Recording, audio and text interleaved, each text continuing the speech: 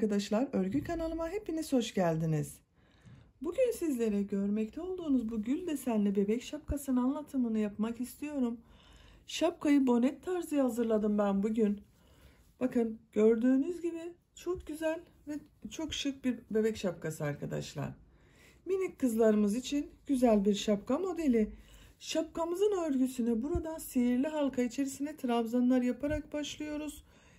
Bu motifleri yerleştirdikten sonra ana modelimizi yapıyoruz. Modelin bitiminde bakın alın bölgesine gelecek olan yere tekrar çiçek çalışması yapıyorum. Bugün ben bu şapkayı 3 aylık bebek başına göre hazırlıyorum. Siz yeni doğan bebek için yapmak isterseniz benim bu bakın 16 trabzan ile başladığım sihirli halka içerisine 14 trabzan ile başlayarak daha küçük ölçüde bir şapka elde edebilirsiniz. Daha büyük 1 yaş bebek için yapmak istiyorsanız da bu model kurulumlarını 2 trabzan, 2 zincir, 2 trabzan yaptım ben. Siz bunları 3 trabzan, 2 zincir, 3 trabzan şeklinde yaparsanız şapkanızın örgüsü büyük olacaktır. Bebek başında da görmenizi isterim. Bakın bu bebeğimin baş çevresi 3 aylık bir bebek başına göre arkadaşlar.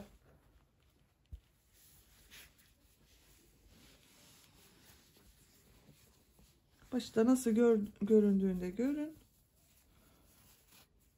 Bakın. Bebek başında duruşu böyle şapkamızın. Gördüğünüz gibi çok güzel, çok şık bir bebek şapkası.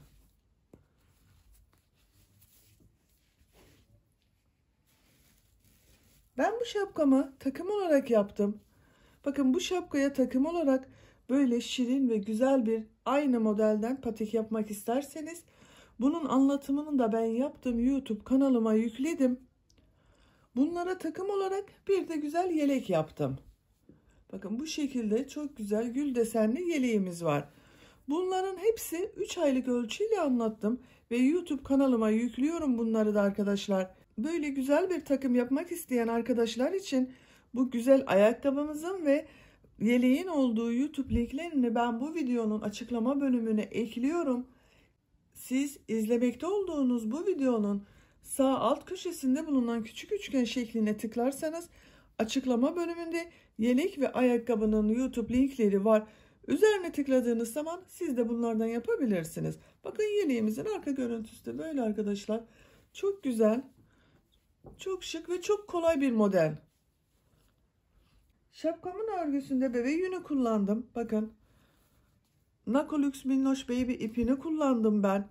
Üzerinde 100 gram 336 metre yazmakta. Renk numarasını soran arkadaşlar için de 1479. Çiçeklerin örgüsünde de ben bu renkli çiçek yapmayı tercih ettim. Siz istediğiniz renklerle çiçek yapabilirsiniz. Yeşil olarak da yeşilin bu tonunu kullandım bakın. Tığ olarak da elimin sıklığına ve ipimin kalınlığına göre de 3 milimlik tığ kullandım. Siz 3,5 milimlik tığ kullanırsanız örgünüz biraz daha büyük olacaktır. Şapkanız da büyük olacaktır. Ben bunu bu renk ve bu marka ile yaptım ama siz istediğiniz renklerle istediğiniz marka bebek ipini kullanarak bu takımdan yapabilirsiniz. Bugün yapacak olduğumuz şapkanın size ölçüsünü de vermek istiyorum.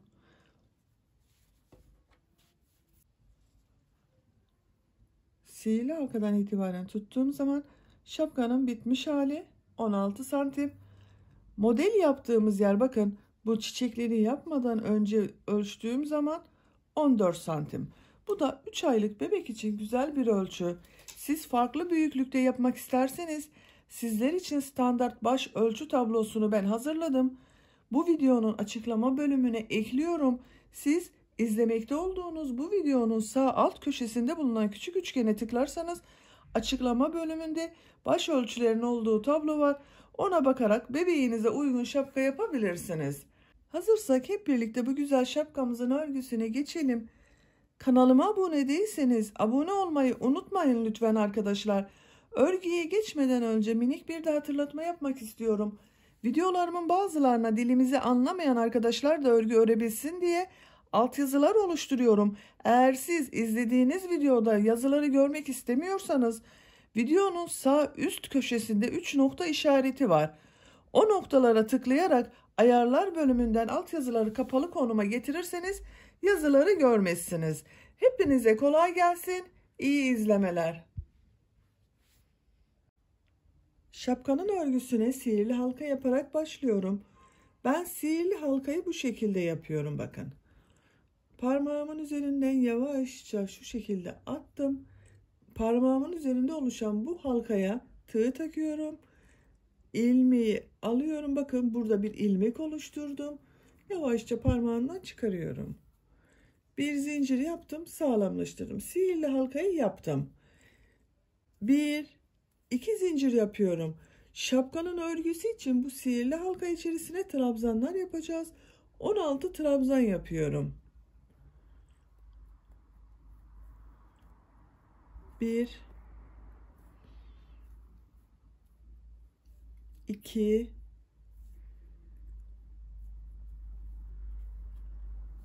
3 4 5 6 7 8 9 10 11 12 13 14 15 16 trabzanı yaptım. İpin ucunu bakın yavaşça çekiyorum. Sihirli halkayı kapatıyorum burada. Bakın burada boşluk oluşmuyor böylece. Bu en son yapmış olduğum ilmek ile ilk yaptığım ilmeği birleştiriyorum. Bakın tığ taktım. Bu ipi de üstte tutuyorum. İlmek aldım, çektim. Tığın üzerinde bulunan ilmekten de çektim. Bakın burayı birleştirdim. İpi burada kesiyorum.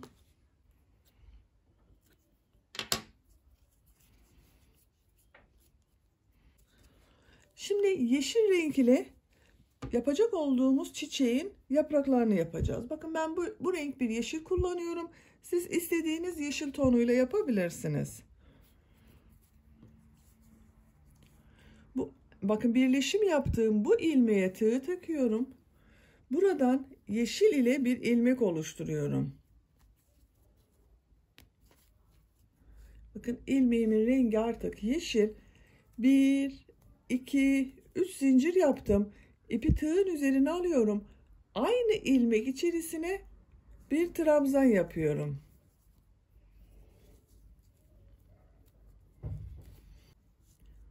Burada 3 zincir yaptım. Bir trabzan yaptım. Bir V şekli oluşturduk. Bu sırada çiçeğin yaprakları olarak V şekilleri oluşturacağız. İpi tığın üzerine alıyorum. Bir ilmek atlıyorum. İkinci ilmeğe trabzan yapıyorum. Bakın bir ilmek atladım arada. 2 zincir yapıyorum. Aynı ilmek içerisine ikinci trabzanı yapıyorum. Burada V şekli yaptım. İpi tığın üzerine alıyorum. Bir ilmek atlıyorum. İkinci ilmeğe V şekli yapmak için bakın trabzan yaptım. 2 zincir yapıyorum. Aynı ilmeğe ikinci trabzanı yapıyorum. Bakın bir ilmeğe trabzan yapıyorum. 2 zincir yapıyorum. Aynı ilmeğe bir trabzan daha yapıyorum.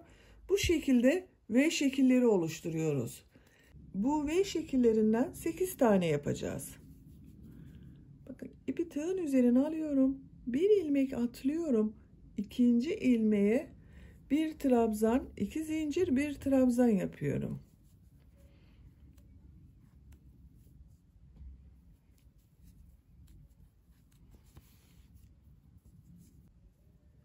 Bir ilmek atlıyorum.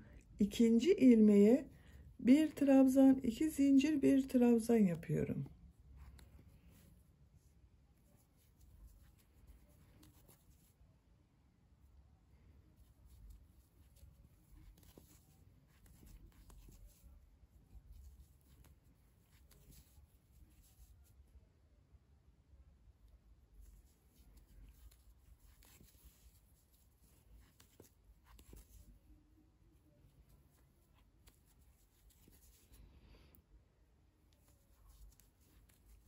Son V şeklini yapıyorum. Bakın sayalım. 1, 2, 3, 4, 5, 6, 7, 8 V şekli yaptım. En son yapmış olduğum şekil ile ilk yaptığım, bakın bunu ikinci zincirin üzerine tığ takıyorum. Arada bakın bir zincir kalıyor. İpi alıp çekiyorum. Sırayı birleştiriyorum. 2 V'yi burada birleştirdim. Yeşil ipi burada kesiyorum.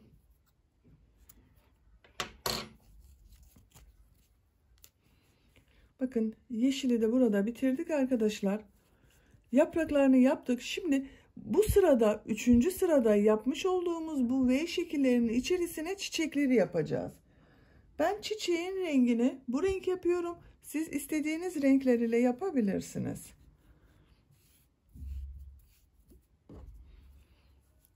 Bakın bu ilk V şeklinin içerisine tığ takıyorum. İlmek alıp burada bir ilmek oluşturuyorum. 2 zincir yaptım. İpi tığın üzerine alıyorum. Bu V şeklinin içerisine 5 trabzan yapıyorum. 1 2 3. Bakın ipin ucunu da içeride tutuyorum. Kestiğimiz zaman temiz görünecek. 4 5.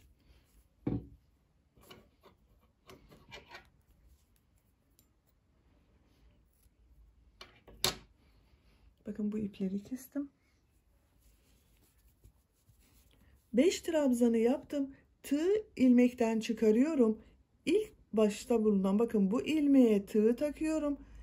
Çıkarmış olduğum ilmeğe tığ taktım. Bakın içerisinden çekiyorum.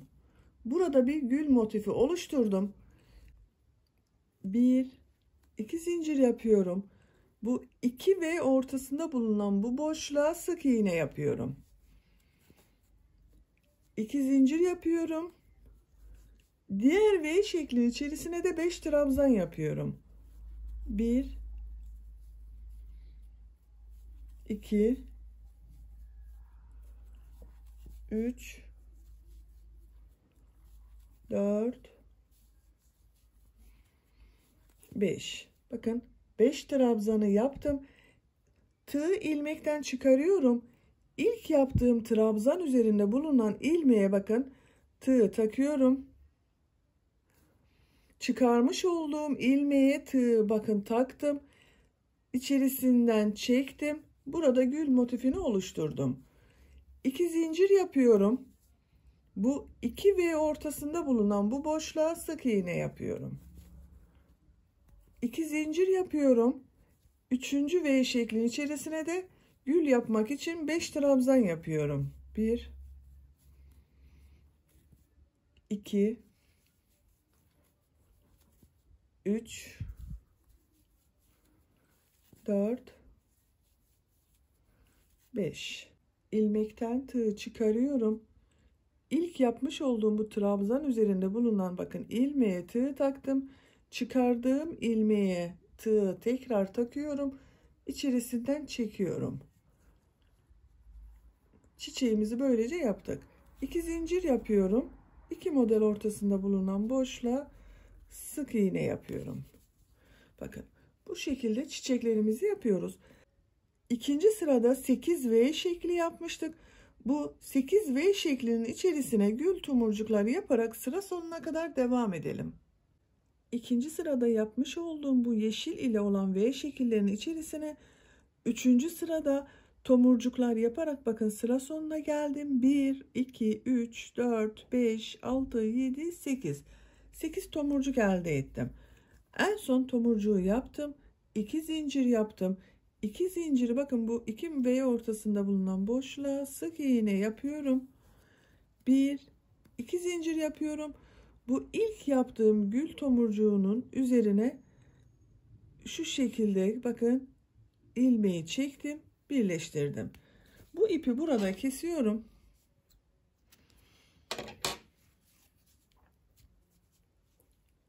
Bakın çiçeklerimizi yaptık. Bunun üzerinden pudra rengiyle artık örgümüze devam edeceğiz. Bu ipleri nasıl kaybettiğimi çok soran arkadaşlar oldu. Bakın arkadaşlar, iğne yardımıyla veya tığ yardımıyla örgünün ters tarafından kaybedebiliriz. Bakın şu şekilde oluşan trabzanları ilmeğe takıyorum ama bakın diğer tarafta tığ görünmüyor. Tek katlı ilmeklerini aldım, içerisinden çekiyorum.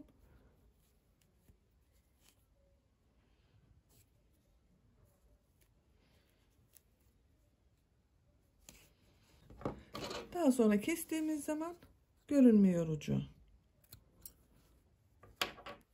Gördüğünüz gibi ters tarafı da temiz oldu. Şimdi ana rengimiz olan rengi alıyorum. Ben pudra rengi yapıyorum. Siz istediğiniz renklerle yapabilirsiniz. Bakın burada bulunan bu en son bitirmiş olduğum ilmeğe tığ takıyorum. Pudra rengiyle ilk ilmeği oluşturuyorum. İpi tığın üzerine alıyorum. Bu iki tomurcuk ortasına sık iğneler yapmıştık. Bu sırada bu sık iğnelerin üzerine beşer defa trabzan yapacağız.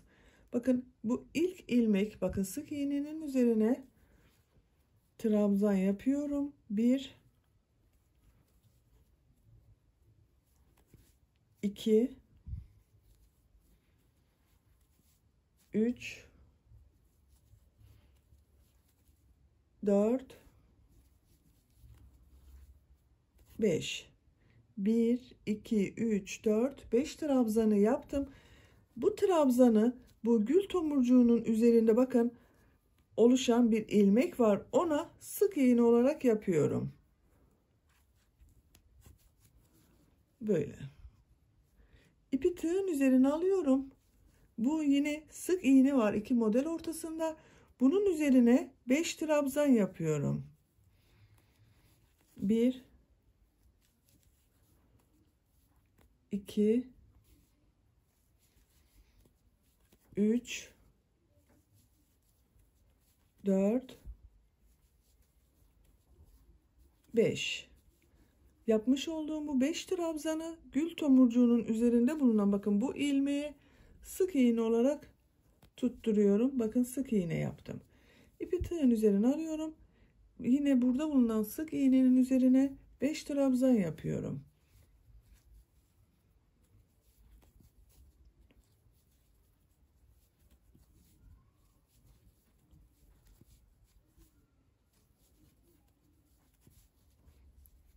Gül tomurcuğun üzerinde bulunan ilmeğe sık iğne yapıyorum.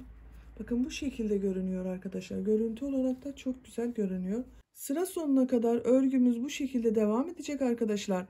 Bu iki gül tomurcuğunun ortasında bulunan bu sık iğneler üzerine beşer trabzan yapacağız. Yapmış olduğumuz 5 trabzanı bu gül motifinin bakın burada bulunan şu ilmeğe tığ takıp sık iğne olarak tutturacağız. Sıra sonuna kadar devam edelim. Şapkanın 4. sırasında bir alt sırada yapmış olduğumuz sık iğneler üzerine beşer trabzan yaparak bakın sıra sonuna geldim. En son yapmış olduğum trabzan ile bu ilk yaptığım bir ilmek vardı bakın. Bunu tığ takıyorum. İlmeği aldım, çektim. Tığın üzerinde bulunan ilmekten de çektim. Sırayı birleştirdim. Toplam 1, 2, 3, 4, 5, 6, 7, 8 tane beşli trabzan yaptık bakın. 5. sıradayız. 5. sırada modellerimizi yerleştirmeye başlıyoruz. 1, 2 zincir yapıyorum. İpi tığın üzerine alıyorum. Bu sırada 2 trabzan, 2 zincir, 2 trabzan yapacağız. Bakın bu ilk ilmek üzerine bir trabzan yapıyorum. Bu 2 zincir yaptığımda bir trabzan oluyor. 1, 2 oldu. 2 zincir yapıyorum. Aynı ilmeğe bir trabzan daha yapıyorum. İkinci trabzanı yapıyorum. Bakın 2 trabzan, 2 zincir, 2 trabzan oldu. İpi tığın üzerine alıyorum. Bu 5 trabzan yapmıştık. Bakın 1, 2, 3, 4, 5. 1, 2 ilmek atlıyorum. Üçüncü ilmeği ortada bulunan ilmek üzerine 2 trabzan, 2 zincir, 2 trabzan yapıyorum. 2 zincir yaptım. Aynı ilmeğe 2 trabzan daha yapıyorum. Bakın 2 trabzan, 2 zincir, 2 trabzan, 2 trabzan, 2 zincir, 2 trabzan yaptım. İpi tığın üzerine alıyorum. Bakın burada sık iğne yapmıştık. Gül motiflerinin üzerine, bu sık iğnenin üzerine 2 trabzan, 2 zincir, 2 trabzan yapıyorum.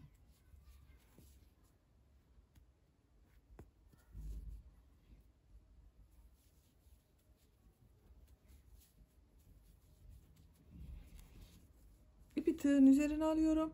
Bu beşli olan trabzanın ortada bulunan trabzan üzerine trabzan yapıyorum. Bakın 1, 2 trabzanı atlıyorum.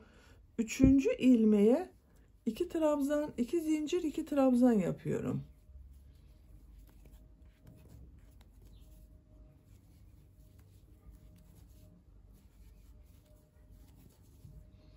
İpi tığın üzerine alıyorum. Burada bulunan sık iğnenin üzerine de 2 trabzan, 2 zincir, 2 trabzan yapıyorum.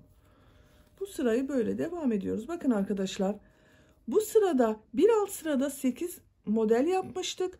Burada hem modelin üzerine 2 trabzan, 2 zincir, 2 trabzan yapıyoruz. Hem de bu gül motifinin üzerine yapmış olduğumuz sık iğnenin üzerine 2 trabzan, 2 zincir, 2 trabzan yapıyoruz. Ben bugün bu şapkayı yeni doğanla 3 aylık bebek için yapıyorum. Siz 6-12 aylık bebek için yapıyorsanız bu trabzanları 3 trabzan, 2 zincir, 3 trabzan şeklinde yaparsanız iyi olur. Bu modelleri 3 trabzan, 2 zincir, 3 trabzan şeklinde yaptığınız zaman şapkanın örgüsü büyük olacaktır. Bebeğinizi de olacaktır. Ben bugün 0-3 aylık bebek için yapıyorum. Onun için 2 trabzan, 2 zincir, 2 trabzan yaptım. Böyle devam ederek sıra sonuna kadar tamamlayalım. 5. sırada 2 trabzan, 2 zincir, 2 trabzan şeklinde modellerimizi yaparak sıra sonuna geldim. Bu sırada kaç model yerleştirdiğimi sayıyorum bakın.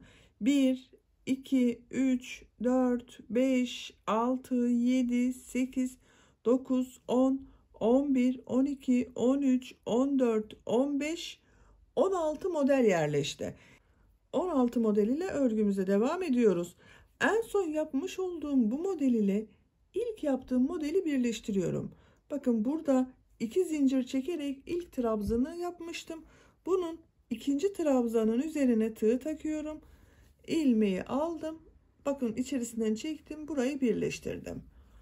6. sıradayız. 6. sırada bu 2 trabzan, 2 zincir, 2 trabzan yaptığımız bu 2 zincirlik boşluklara yine 2 trabzan, 2 zincir, 2 trabzan yapacağız. Bu aralarına da tek trabzan yapacağız. İlk trabzanı oluşturacak olan bakın 1, 2 zinciri yapıyorum.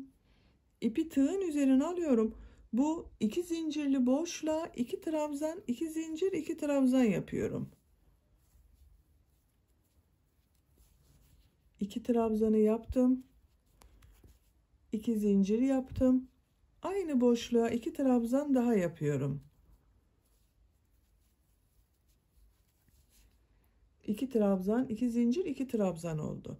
İpi tığın üzerine alıyorum. Bu iki model ortasında bulunan bu boşluğa bir trabzan yapıyorum.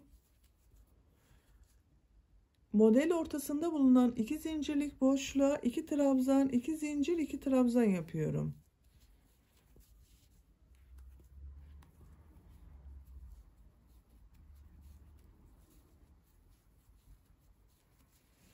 Bu şekilde arkadaşlar. Siz daha büyük yapıyorsanız bu 3 trabzan, 2 zincir, 3 trabzan olarak devam edecek. Ben küçük yaptığım için 2 trabzan, 2 zincir, 2 trabzan olarak devam ediyorum. İpi tığın üzerine alıyorum. İki model ortasında bulunan bakın bu boşluğa bir trabzan yapıyorum. Model ortasında bulunan 2 zincirlik boşluğa 2 trabzan, 2 zincir, 2 trabzan yapıyorum.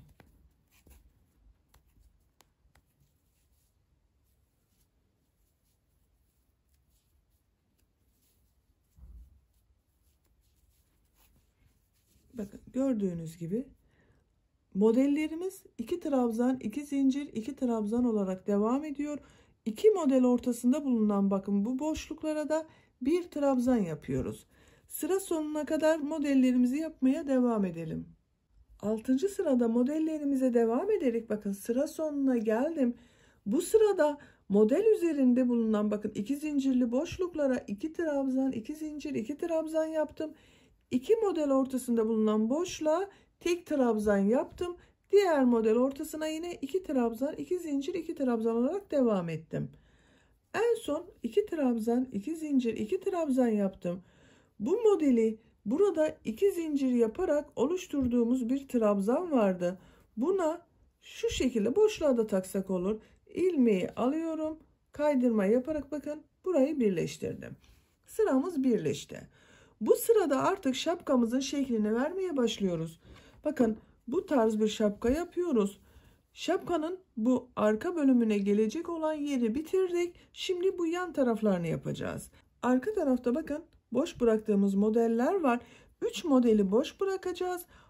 Toplam 16 model var. 13 modeli devam edeceğiz. Bu sırayı yaparken bakın böyle boşluktan alarak oluşturduğumuzda böyle bir de görüntü elde edeceğiz arkadaşlar. 1 2 zincir yapıyorum. İpi tığın üzerine alıyorum. Bakın bu ilk tek olan trabzanı tığı boşluğa taktım. Buradan bir trabzan yapıyorum. İpi tığın üzerine alıyorum. Bu model yapmıştık. Bakın 2 trabzan, 2 zincir, 2 trabzan. Bu 2 zincirli boşluğa 2 trabzan, 2 zincir, 2 trabzan yapıyorum. 2 trabzanı yaptım. 2 zincir yaptım.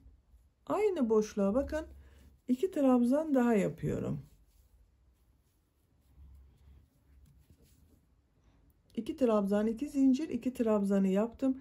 İpi tığın üzerine alıyorum. Bu tek yapmış olduğumuz bir trabzan vardı bakın. Bunu tepe noktasına yapmıyorum. Tığı boşluğa takıyorum. İlmek alıp buradan bir trabzan oluşturuyorum.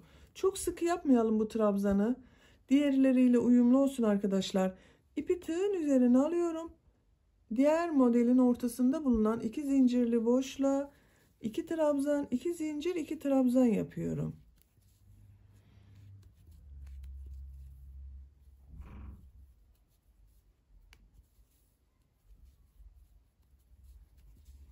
İki trabzan, 2 zincir, 2 trabzanı yaptım. Bu tek olan trabzanı boşluktan bakın tığı takıyorum. İlmek alıp trabzan yapıyorum. İpi tığın üzerine alıyorum. Diğer model ortasında bulunan boşluğa da 2 trabzan, 2 zincir, 2 trabzan yapıyorum.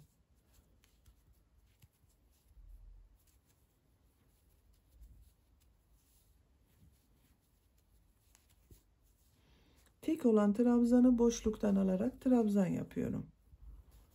Bu sırayı bu şekilde devam ediyoruz arkadaşlar. Bu model ortasında bulunan 2 zincirli boşluklara 2 trabzan, 2 zincir, 2 trabzan yapıyoruz. Bu tek yapmış olduğumuz trabzanları bakın bunları boşluktan alıp trabzan yapıyoruz.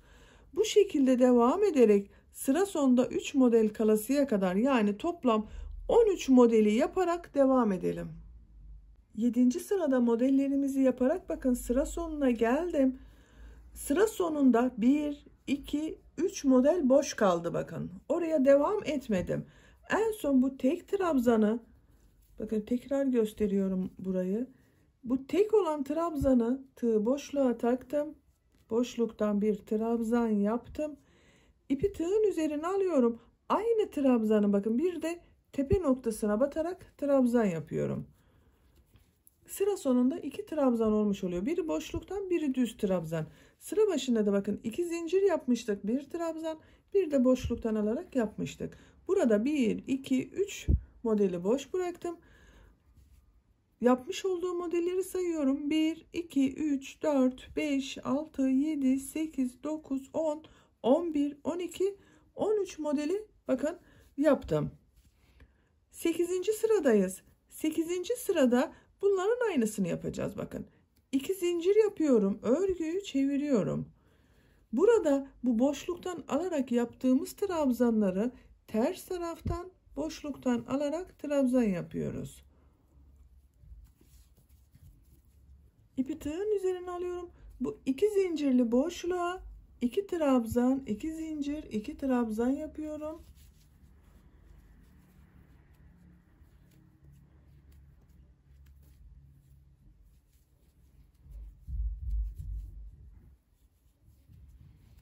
İki trabzan, 2 zincir, 2 trabzanı yaptım. İpi tığın üzerine alıyorum. Bakın bu tek trabzan ters tarafta görünüyor düz olarak. Ters taraftan tığı taktım, ilmek aldım, boşluktan trabzan yapıyorum. Bakın oradan devam ediyor. İpi tığın üzerine alıyorum. 2 zincirli boşluğa 2 trabzan, 2 zincir, 2 trabzan yapıyorum.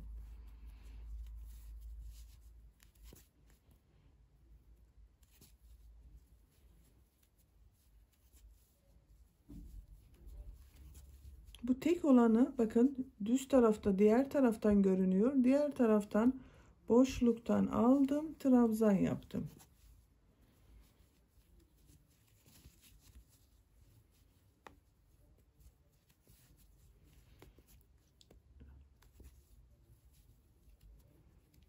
Bakın arkadaşlar. Modelimiz böyle devam ediyor. Sıra sonuna kadar bu 2 zincirli boşluklara 2 trabzan, 2 zincir, 2 trabzan yapıyoruz. Bu tek olarak boşluktan alarak yapmış olduğumuz trabzanı da ters taraftan boşluktan alıp trabzan yapıyoruz. Bu 13 modelin üzerine tamamlayalım. Şapkanın 8. sırasında da modelleri yaparak bakın sıra sonuna geldim. En son 2 trabzan, 2 zincir, 2 trabzan yaptım. İpi tığın üzerine alıyorum. Bakın burada boşluktan alarak ters taraftan trabzan yapıyorum. İpi tığın üzerine alıyorum. Bir de bakın düz taraftan boşluktan alıp trabzan yapıyorum. 1 2 zincir yapıyorum. Örgüyü çeviriyorum. Buradan geriye dönüyoruz. Bakın modelimiz artık oluştu arkadaşlar. Bu sıra başında bakın bir tek trabzan, bir de boşluktan aldığımız trabzan var. Diğer tarafta da aynı şekilde bir tek trabzan, bir de boşluktan aldığımız trabzan var. 2 zinciri yaptım. İpi tığın üzerine alıyorum. 9. sıradayız. 9. sırada yine aynı şekilde bakın artık düz tarafındayız. Örgünün düz tarafındayız. Boşluktan alarak trabzan yapıyorum. Bu 2 zincirli boşluğa 2 trabzan, 2 zincir, 2 trabzan yapıyorum.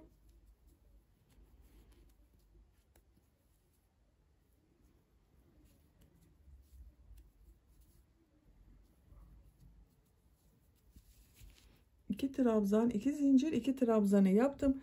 İpi tığın üzerine alıyorum. Bakın artık düz görünüyor. Boşluktan alarak yaptığımız trabzanlar düz görünüyor.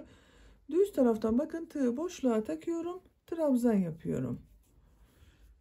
Bu 2 zincirli boşluğa 2 trabzan yapıyorum.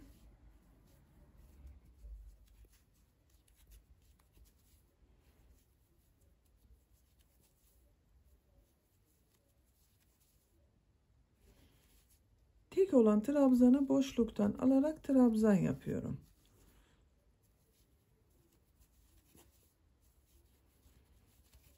Bakın arkadaşlar, modelimiz artık böyle devam edecek. Düz taraftan yaparken 2 trabzan, 2 zincir, 2 trabzan yapıyoruz. Bu tek olan trabzanı boşluktan alıp trabzan yapıyoruz. Sıra sonuna kadar tamamlıyoruz.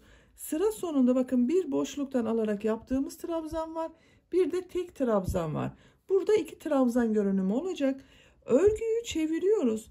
Ters tarafından yaparken yine bu model ortasında bulunan 2 zincirli boşluklara 2 trabzan, 2 zincir, 2 trabzan yapıyoruz. Tek olan trabzan ters tarafta görünüyor. Bakın ters tarafından yaparken burada ters taraftan boşluktan alıp trabzan yapıyoruz. Her sırada örgüyü çevirerek örgümüze devam ediyoruz. Şapkanın örgüsü bu 13 model ile devam edecek arkadaşlar. Yapacak olduğunuz bebeğinizin başının büyüklüğüne, elinizin sıklığına ve ipinize göre yapacak olduğunuz sıra sayısı değişecektir. Bakın ben bu şapkayı aynı ipi kullandım, aynı tığı kullandım. 1, 2, 3, 4, 5, 6, 7, 8, 9, 10, 11 sırada modeli bitirdim. Bunu da aynı şekilde yapıyorum. Siz de yapacak olduğunuz bebeğin büyüklüğüne göre sıra sayısını tamamlayarak gelelim. Şapkanın örgüsünde modelleri yaparak bakın benim için gerekli yüksekliğe kadar sıra sayısını yaptım. Bu 2 trabzan, 2 zincir, 2 trabzan olan sırayı sayıyorum. 1, 2, 3, 4, 5, 6, 7, 8, 9, 10, 11 sıra model yaptım. Bu ilk başta yapmış olduğumuz 5 trabzanlı yer var bakın. Bununla 12 sıra. Siz daha büyük bebek için yapıyorsanız ve ipiniz de kalınsa bir sıra daha yapabilirsiniz arkadaşlar. En son trabzanı yaptım. İpi burada kesiyorum.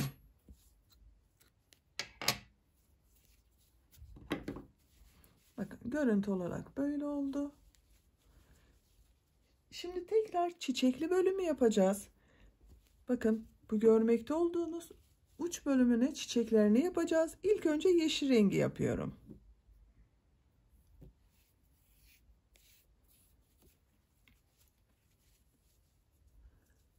Bu ilk başta bulunan ilmek üzerine yeşil rengi bağlantı yapıyorum.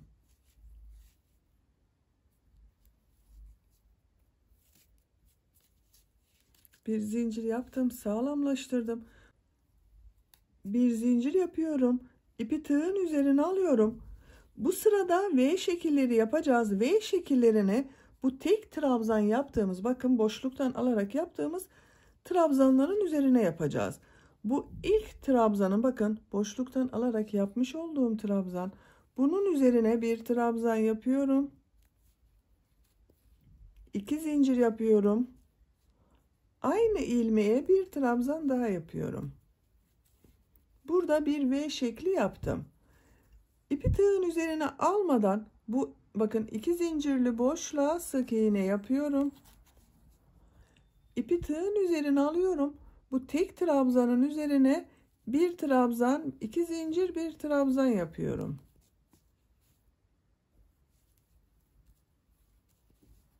İpi tığın üzerine almadan 2 zincirli boşluğa sık iğne yapıyorum. Bakın bu ilmeğe bir trabzan, 2 zincir, bir trabzan yapıyorum.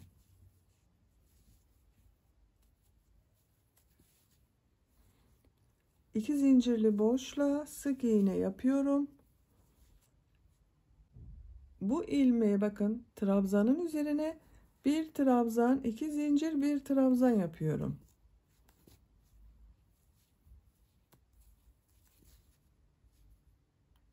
Sık iğne yapıyorum. Sıra sonuna kadar bu şekilde V şekillerini yerleştirelim. Yeşil renk ile tek olan trabzanların üzerine V şekilleri yaparak bakın sıranın sonuna geldim. En son V şeklini yaptım. Sonunda tek ilmek kaldı. İpi tığın üzerine alıyorum. Bu ilmeğe bir trabzan yapıyorum. İpi burada kesiyorum.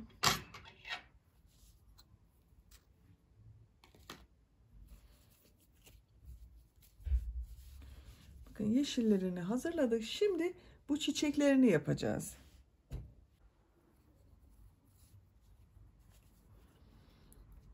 Çiçekleri yapmak için yine bu bakın ilk başta bir zincir yapmıştım. Bu ilmeğe tığ takıyorum. İlmeğimin rengini bakın bu renk ilmek yaptım. 1 2 zincir yapıyorum. İpi tığın üzerine alıyorum. Bu V şekli içerisine 5 trabzan yapıyorum. 1 2 3 4 5. Burada yapmış olduğumuz çiçeğin aynısını buraya yapıyoruz. İlmekten bakın tığı çıkarıyorum. İlk başta bulunan ilmeğe tığı taktım. Çıkardığım ilmeği tekrar tığ üzerine aldım. İçerisinden çektim. 1 2 3 4 5 zincir yapıyorum. İpi tığın üzerine alıyorum. Diğer V şeklin içerisine 5 trabzan yapıyorum. 1 2 3 4, 5. İlmekten tığ çıkarıyorum bakın. İlk ilmeğe tığ takıyorum. Çıkardığım ilmeği tekrar tığa taktım. İçerisinden çektim. 1, 2, 3, 4, 5 zincir yapıyorum. Diğer V şekli içerisine de 5 trabzan yapıyorum.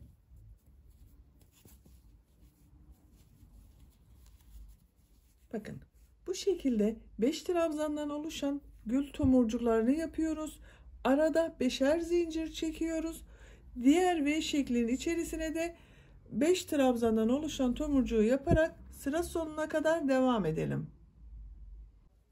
Bakın gül tomurcuklarını yaparak sıranın sonuna kadar tamamladım.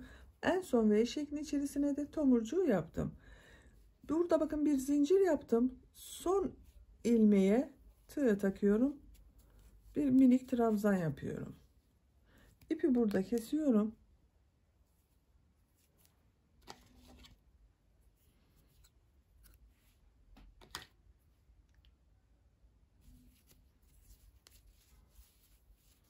Bakın görüntü olarak böyle arkadaşlar.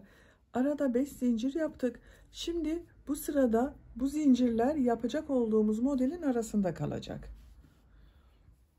Bakın bu trabzanlardan yapacağız.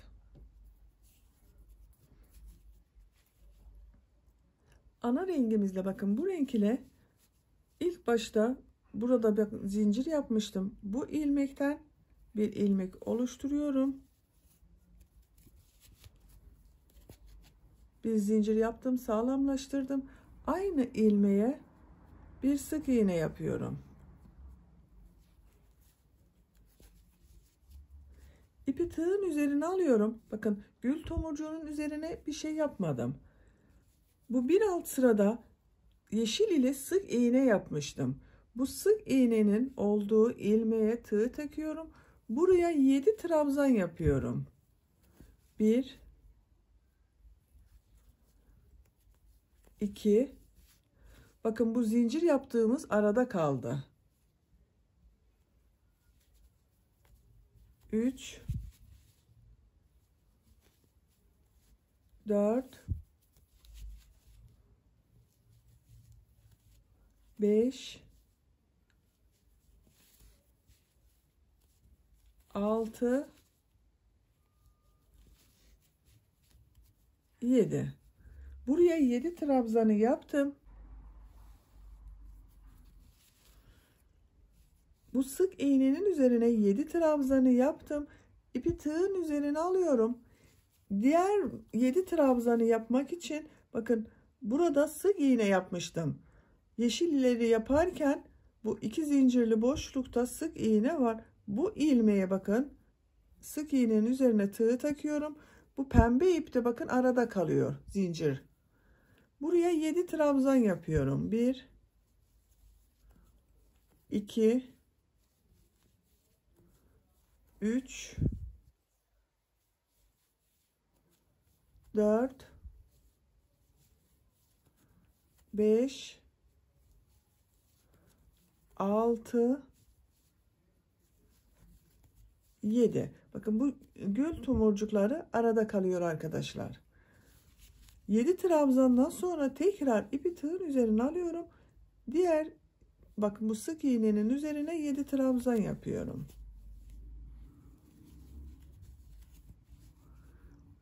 Bu şekilde görünüyor. Ters tarafı da böyle görünüyor bakın. Sıra sonuna kadar bu yeşil ile yapmış olduğumuz bakın burada bulunan bu sık iğnelerin üzerine 7'şer trabzan yaparak devam edelim. Şapkanın ucunda 7'şer trabzandan oluşan bakın modellerimizi tamamladım. En son modeli de yaptım. Burada bakın sonda bir ilmek var. Bu gül tomurcuğunu atlıyorum. Bu en sonda bulunan ilmeğe sık iğne yapıyorum. Sıranın başında da sık iğne ile başlamıştık. Sırayı da sık iğne ile bitirdim.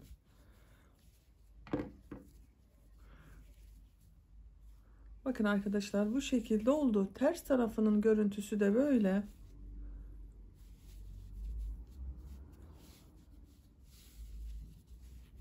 Şapkanın modelli bölümlerini bitirdim.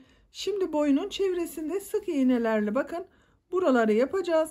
Buralarda bağlamak için de ip kordon yapıyorum.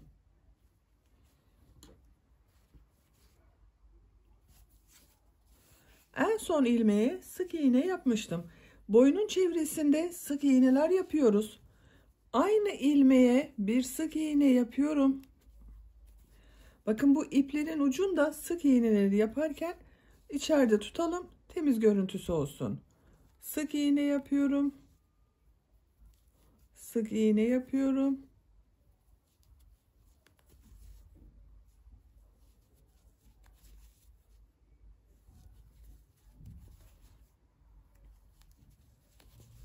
Bu şekilde.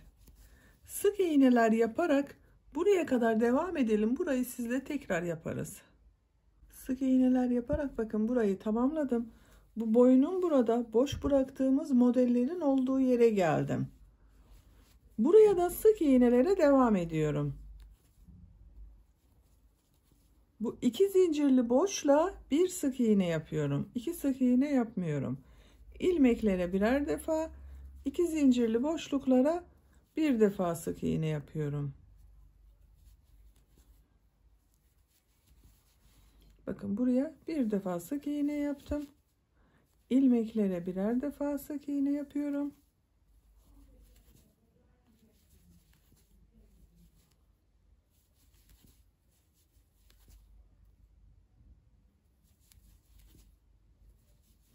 En son ilmeği yaptım. Boynun bu tarafına sık iğnelere devam ediyorum. Bakın arkadaşlar, sık iğneler yaparak buraya kadar yapalım. Boynun bakın bu tarafından da sık iğneleri yaparak sıra sonuna geldim. Buradan geriye dönüyorum. Bir zincir yapıyorum. Örgüyü çeviriyorum. İlk ilmek üzerine sık iğne yapıyorum. Bu sırada yine bir sıra sık iğne yapacağız. Her ilmeğe birer defa sık iğne yapıyoruz. Bakın diğer ilmekleri de birer defa sık iğne yapıyorum.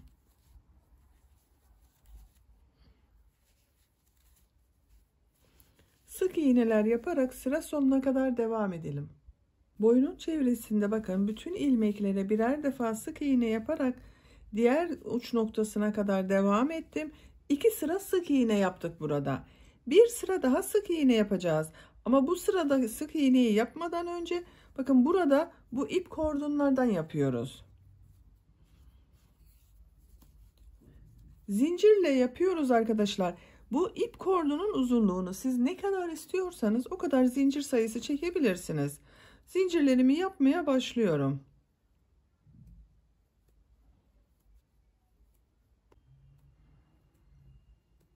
...70 zincir yaptım ben arkadaşlar. Bu zincir sayısı siz ne kadar istiyorsanız o kadar yapabilirsiniz. Bu 70 zincirin kaç santim olduğunu ölçüyorum.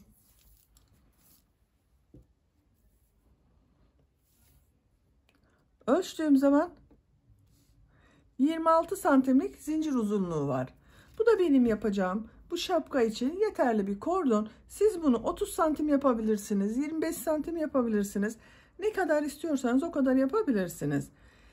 İp kordonu yapmak için sık iğneler yapıyoruz. Bir sıra bu zincirlerin üzerine sık iğne yapıyoruz. İpi tığın üzerine almadan bir ilmek atlıyorum. İkinci ilmeğe sık iğne yapıyorum. Diğer ilmekleri de sık iğne olarak yapıyorum bakın. Her ilmeğe birer defa sık iğne yapıyorum.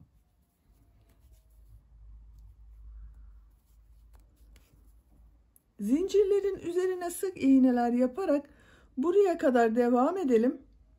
Zincirlerin üzerinden sık iğneler yaparak bakın kordonun örgüsünü tamamladım. Bu zincir üzerinde yapmış olduğum sık iğnelere boynun çevresinde de devam ediyorum. Bakın ilk ilmeğe sık iğne yapıyorum. Diğer ilmekleri de sık iğne yapıyorum. Boynun çevresinde her ilmeğe birer defa sık iğne yaparak diğer uç noktasına kadar devam edelim. Boynun çevresinde sık iğneleri bakın tamamladım. Diğer uç noktasına geldim. Buraya da bir ip kordon yapacağız arkadaşlar. Bu ip kordonun zincir sayısını kaç tane yaptıysanız buraya da aynı sayıda zincir yapıyoruz. Ben bunu 70 zincir ile yapmıştım. Buna da 70 zincir yapıyorum.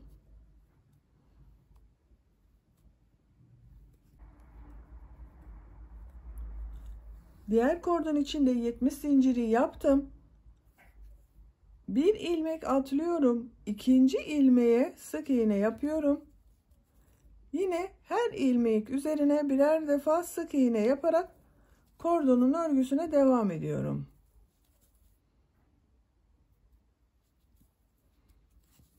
Bakın. Zincirlerin üzerine sık iğneler yaparak buraya kadar devam edelim. Zincirler üzerine sık iğneler yaparak bu kordonun örgüsünde tamamladım. Bakın görüntü olarak böyle görünüyor. Bunu bu şapka ile birleştireceğiz arkadaşlar. İlk yaptığım sık iğne var bakın burada. Ona tığ takıyorum. İlmek alıp çekiyorum. Tığın üzerinde bulunan ilmekten de çektim. Burayı kaydırma yaparak birleştirdim. İpi burada kesiyorum.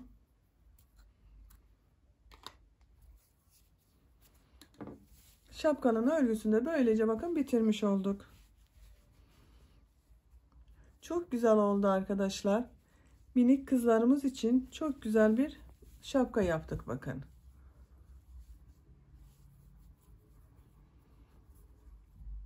Ben bu renk yaptım. Siz istediğiniz renkleri kullanarak bu şapkayı yapabilirsiniz. Bitmiş olarak size ölçülerini de vereyim. Başlangıç noktasından bakın sihirli halka yaptığımız yerden tutuyorum. Ölçtüğüm zaman 16 santim. Modelli bölüme kadar olan yer 14 santim bakın arkadaşlar. 2 trabzan 2 zincir 2 trabzan yaptığımız yer 14 santim. Bitmiş olarak 16 santim. Genişliğini ölçüyorum.